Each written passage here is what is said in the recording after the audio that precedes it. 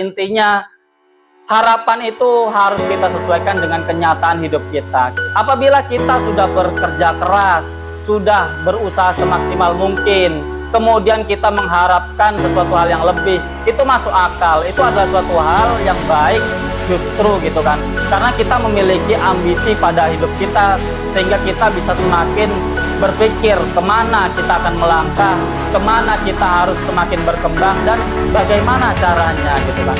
Namun apabila kita terlalu mengharapkan sesuatu yang lebih dengan tidak sesuai dengan usaha pribadi, pendidikan yang kita didik pada diri pribadi kurang, kemudian kita mengharapkan sesuatu yang lebih, itu adalah suatu hal yang sangat buruk sekali dan akan menjerumuskan kita kepada hal-hal yang kurang pas.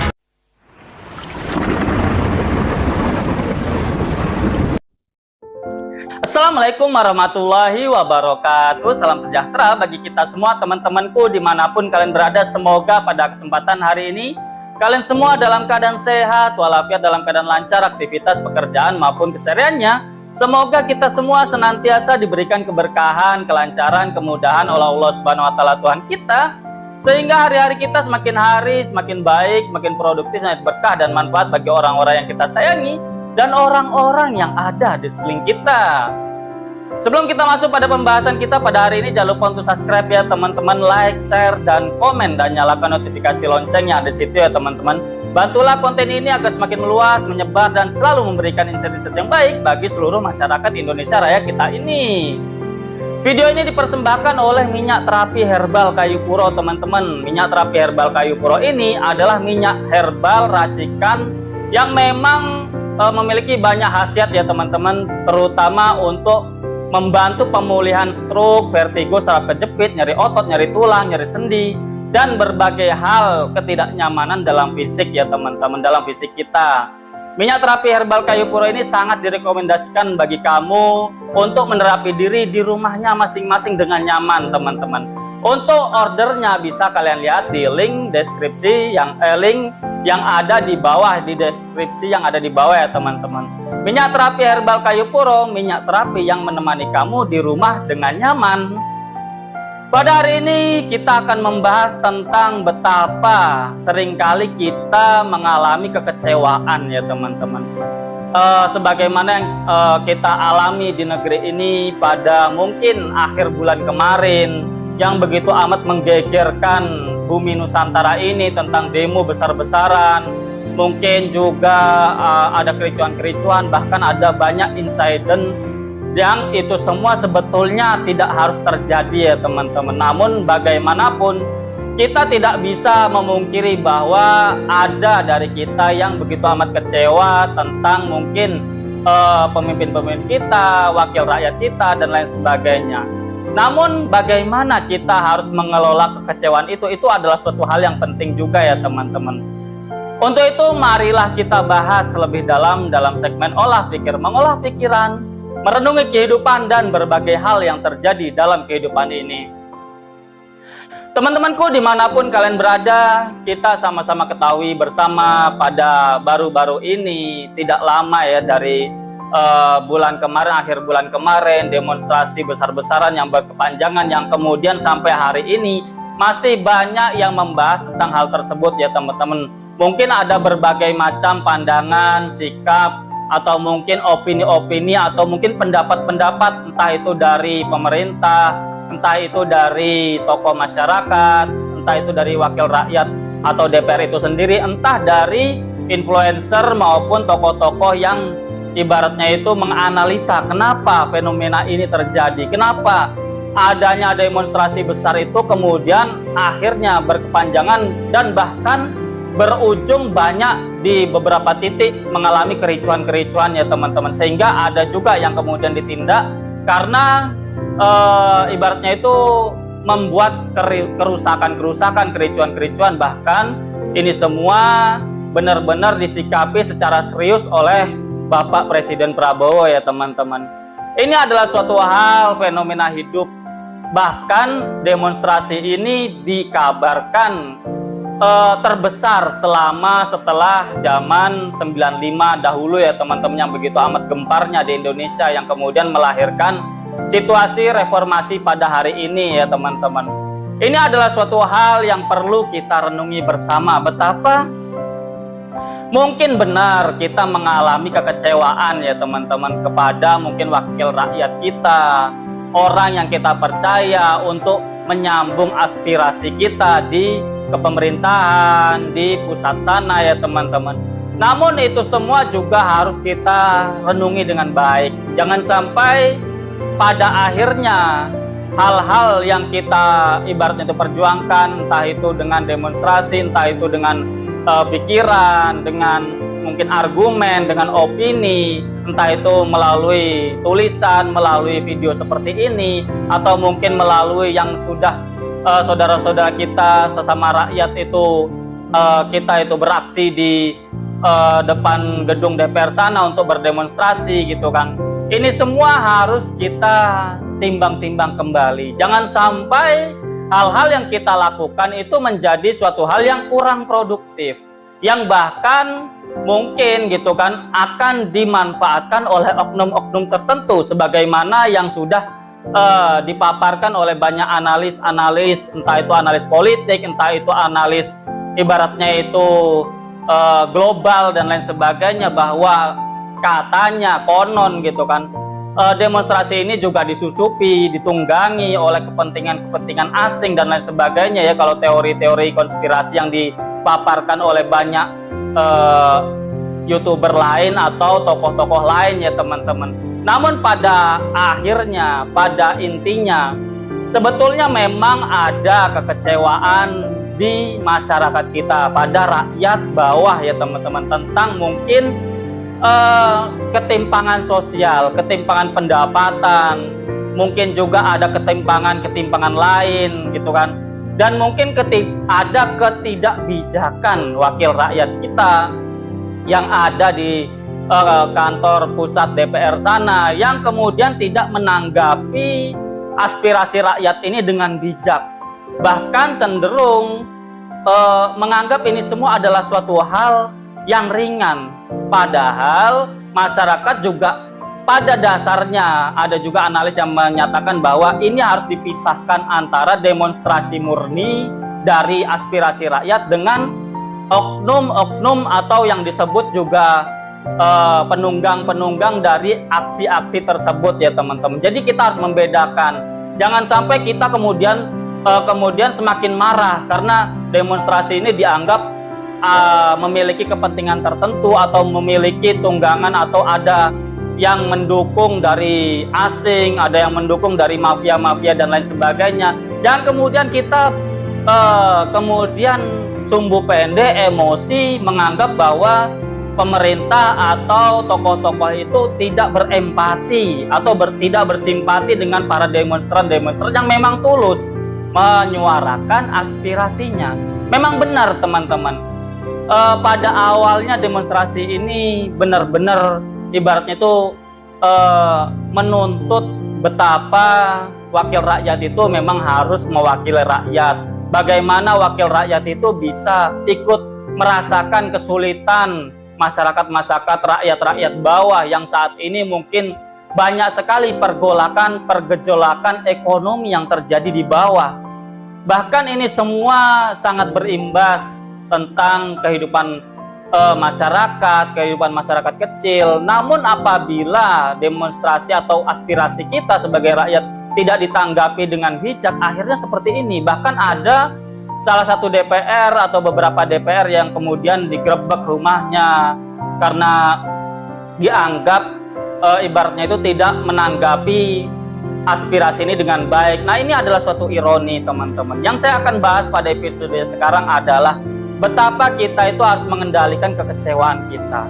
Kenapa orang itu bisa kecewa, atau kenapa kita itu kadang mengalami kekecewaan dalam hidup.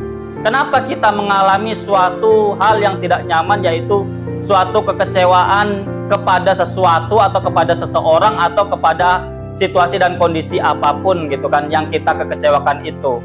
Karena kita menempatkan harapan-harapan yang terlalu tinggi, yang terkadang tidak sesuai dengan realitas kehidupan yang ada. Apabila kita selalu mengharapkan hal-hal yang besar, yang tinggi, yang terlalu muluk-muluk, yang terlalu ideal, kemudian kenyataan tidak sesuai dengan harapan-harapan yang kita ibaratnya itu tanamkan dalam hati kita, pada pasti gitu kan, pada akhirnya kita akan menumbuhkan kekecewaan pada diri sendiri, pada perasaan, pikiran, dan hati kita, teman-teman, karena diawali oleh harapan-harapan yang ibaratnya itu terlalu tinggi, terlalu besar, yang tidak ibaratnya itu sesuai dengan realitas yang bisa digapai pada kehidupan kita sehari-hari, ya teman-teman.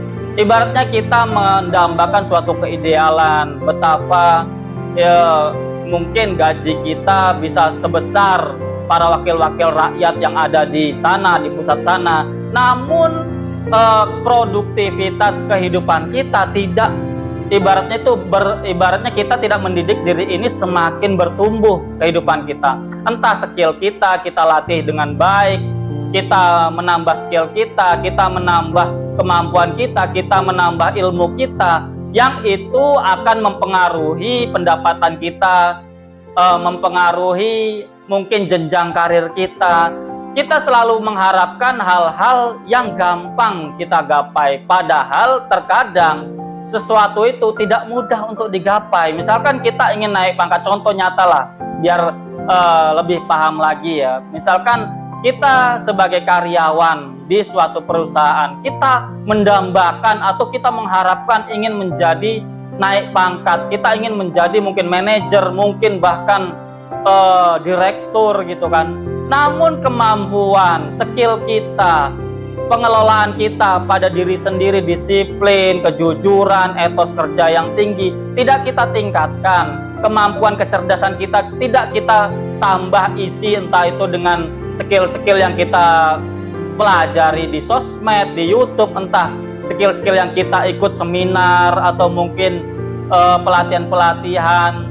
Kita tidak menambah value diri kita, namun kita mengharapkan kita naik pangkat. Itu adalah suatu hal yang tidak sesuai dengan kenyataan. Ketika kita tidak naik-naik pangkat, bertahun-tahun bekerja gitu kan, kemudian kita kecewa dengan atasan kita karena kita tidak dipromosikan, itu bukan salah atasannya, itu salah kita sendiri karena kita tidak memantaskan diri, tidak mengupgrade diri, tidak mengembangkan skill-skill atau kemampuan diri sehingga kita bisa naik ke jenjang-jenjang yang lebih tinggi, sehingga otomatis apabila kita naik jabatan, kita naik posisi yang lebih tinggi, tentu pendapatan kita akan juga ikut naik karena kemampuan kita lebih dihargai, karena kemampuan kita semakin hari semakin baik, kemudian akan lebih dihargai, dan itu semua akan berdampak kepada mungkin pendapatan kita, mungkin posisi kita, dan lain sebagainya. Ini adalah suatu hal, contoh dari berbagai macam contoh. Apabila kita terlalu menempatkan harapan itu terlalu tinggi, kita menempatkan angan-angan, cita-cita, mungkin keinginan-keinginan yang begitu besarnya, yang tidak sesuai dengan realitas yang kita kerjakan, yang kita usahakan.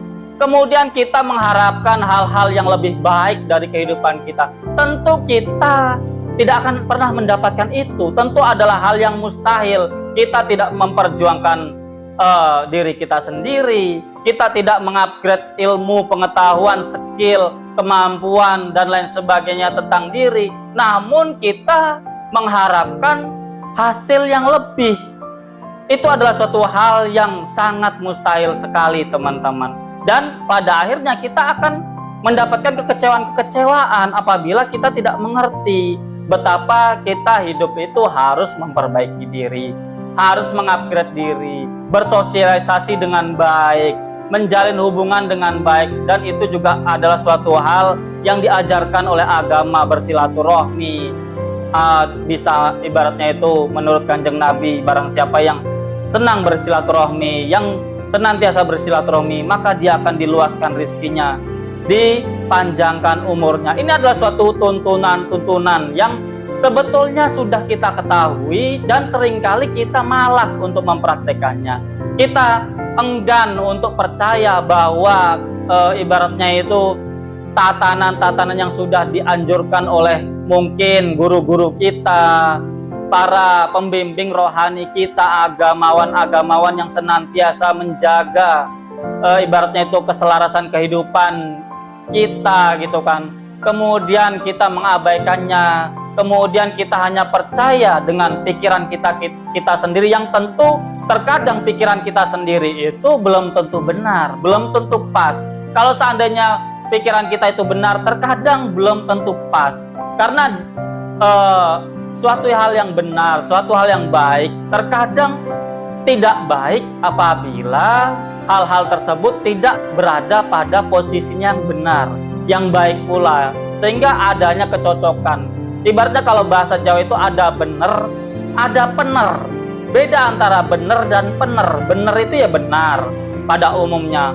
Namun ada kebenaran yang apabila itu dipaksakan, yang apabila itu dikerjakan di situasi dan kondisi yang tidak sesuai, itu tidak akan menjadi benar, itu tidak akan menjadi cocok, itu tidak akan menjadi sinkron gitu kan. Nah inilah teman-teman betapa jangan sampai kita itu menempatkan harapan yang terlalu memuluk-muluk pada diri kita, yang tidak sesuai dengan kenyataan yang kita tempuh, yang kita perjuangkan. Apabila kamu memiliki etos kerja yang baik, apabila kamu selalu mengupgrade pengetahuan kamu, kemampuan kamu, kemudian kamu berharap lebih dari kehidupan kamu, itu pantas karena kamu telah mengusahakan diri kamu menjadi pribadi-pribadi yang lebih baik dari hari ke hari. Sehingga apabila ada kebaikan pada kehidupan kamu, walaupun itu step by step, secara perlahan, tentu kamu akan menjadi pribadi-pribadi yang semakin hari semakin baik, semakin nyaman dalam berkehidupan, dan tentunya kalian akan, kita semua dijauhkan dari kekecewaan-kekecewaan yang akan melanda kehidupan kita. Maka dari itu kita harus senantiasa benar-benar introspeksi diri juga.